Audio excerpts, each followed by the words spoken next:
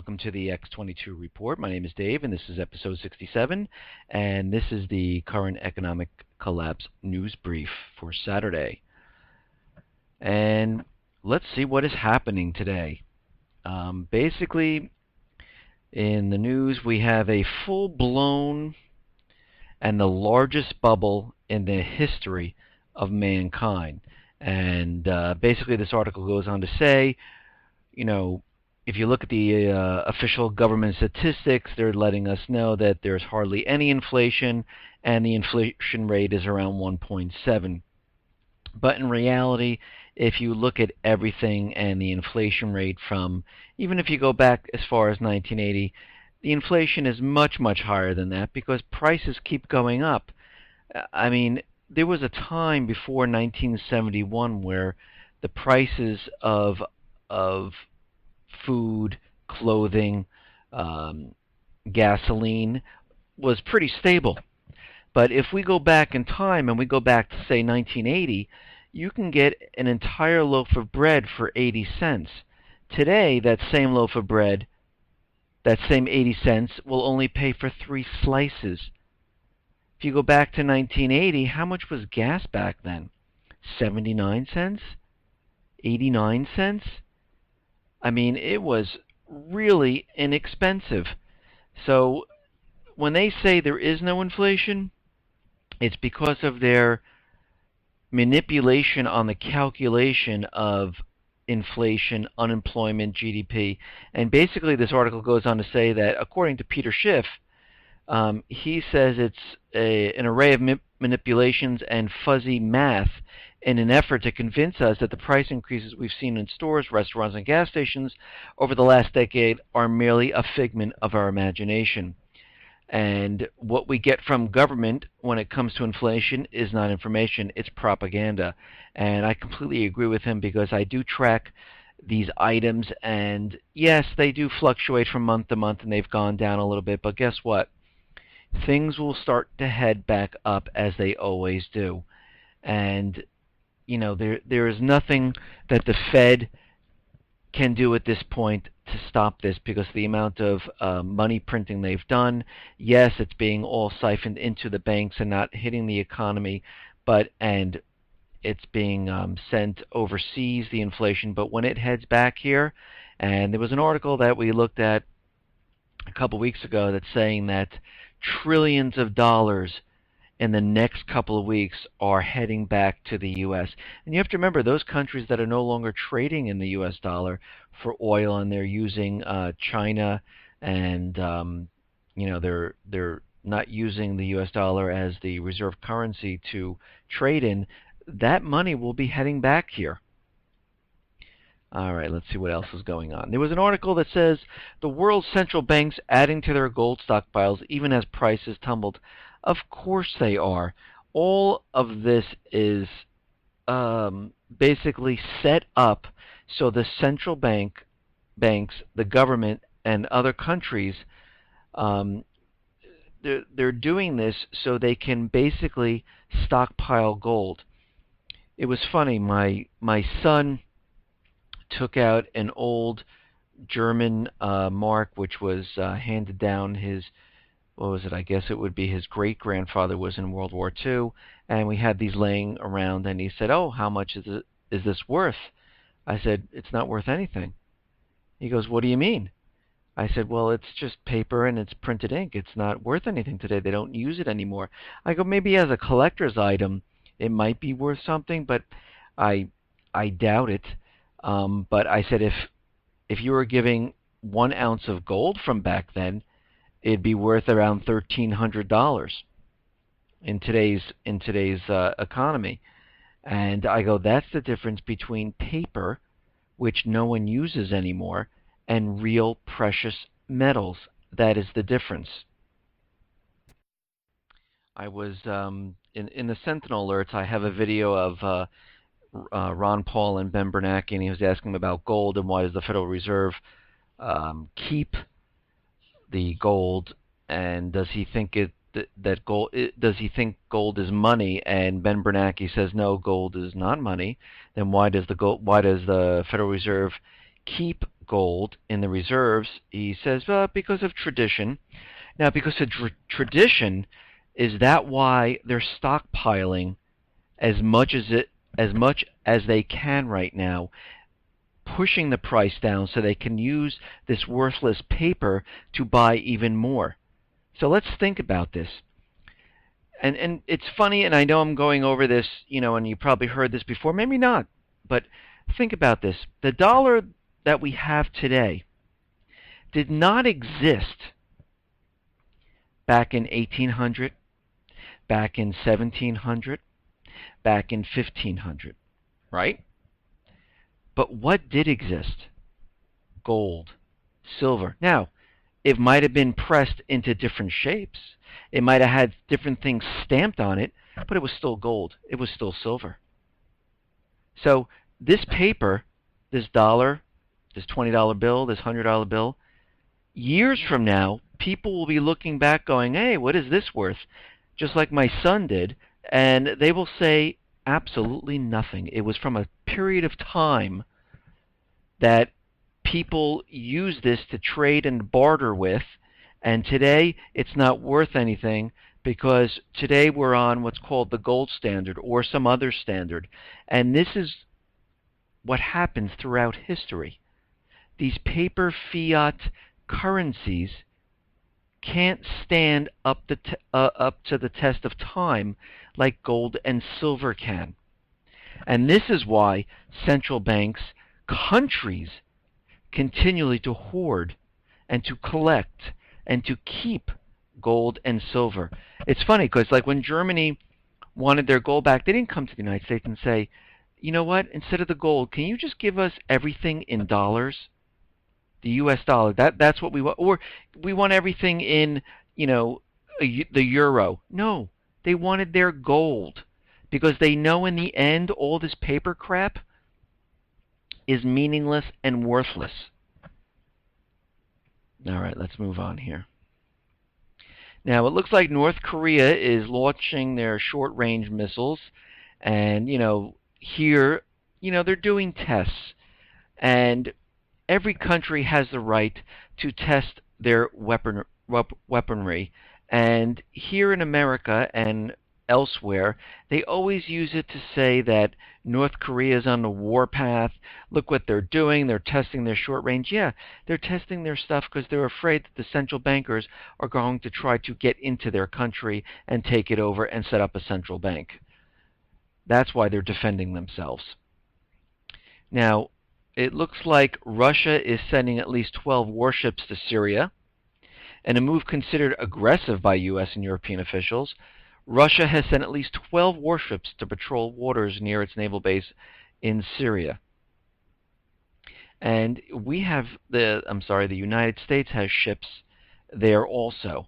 So, basically we're being set up for one thing and one thing only, and that is war. And they need this war to cover up the economic collapse, as we've been saying. And doesn't matter how we get there. It doesn't matter which country it is.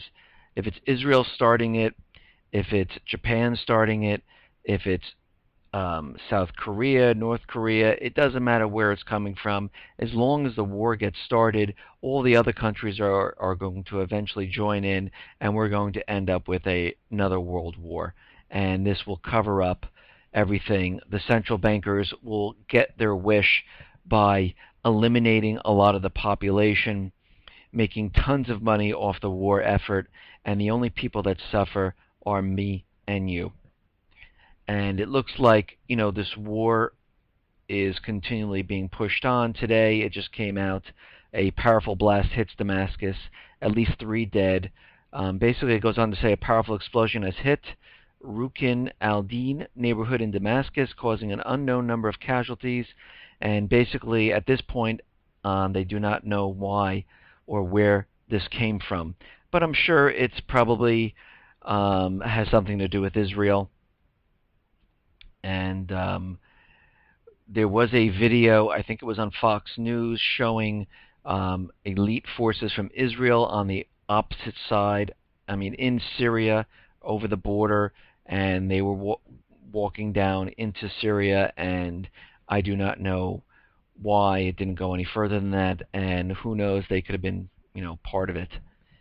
Um, let's move on here. Sheriffs sue their own state over gun laws. Sheriffs in Colorado are getting together and creating a lawsuit saying that these gun control laws are basically not with the Second Amendment. These laws are null and void according to the Second Amendment, and they are putting together a lawsuit. And the suit, which was filed in federal district court, lists 54 out of the state's 64 sheriffs as plaintiffs in this case. So this is a pretty big lawsuit, and it is a great message letting everyone know that these laws are completely unconstitutional. Okay, moving on. Now, there's an article about cyber attacks against banks more severe than we realize. Now, basically, they are setting this up.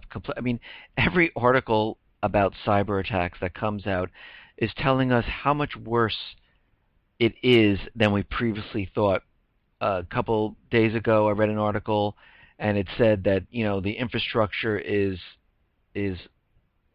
more susceptible to these cyber attacks than we thought, and it's going to be much, much, much worse than we thought.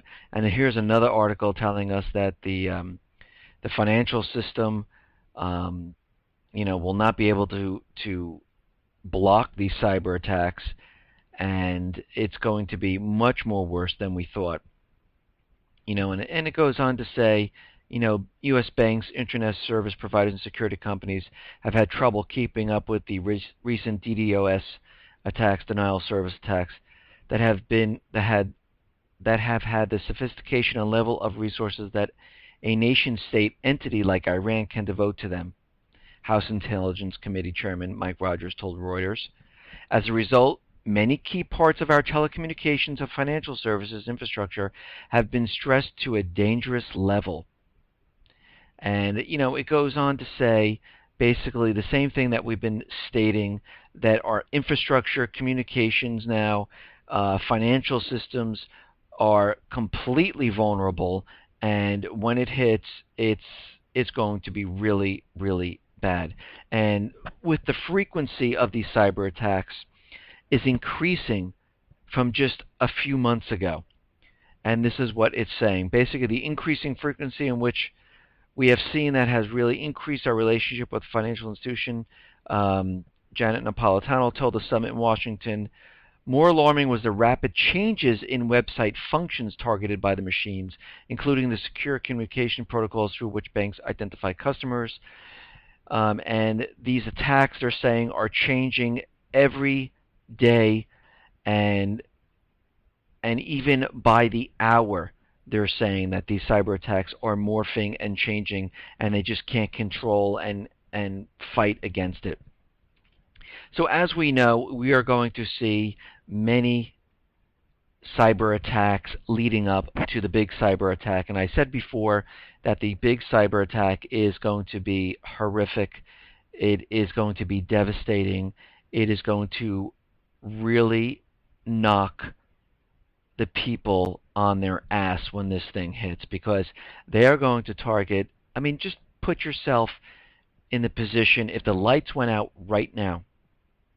You had no communication. You had no lights. Water wasn't working. You had no way to hear what was going on. Yeah, the first couple of days, not a big deal. But 4 or 5 days with no communication and still no power, people will start freaking out. When people freak out, they do stupid things.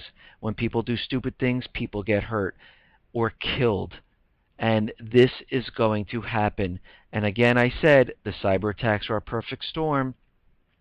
They can use this to blame a country, get us into war, siphon off money, declare martial law. It is a perfect storm.